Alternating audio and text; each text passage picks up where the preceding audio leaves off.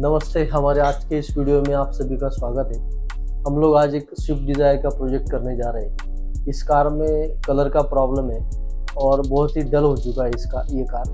तो हम लोग इसको पूरी तरह से रिस्टोर करेंगे, डेंटिंग, पेंटिंग, मैकेनिकल वर्क। उसके बाद हम लोग इस कार का जो कलर का जो प्रॉब्लम्स है वो प्रॉब्लम सॉल्व करेंगे, और जो कलर में जो चिपिंग का प्रॉब्लम है वो भी हम लोग इसे पूरी तरह से सॉल्व करेंगे। और कुछ जगहों पर इसका रस्टिंग का प्रॉब्लम है, वो भी हम लोग उसको ओके करेंगे।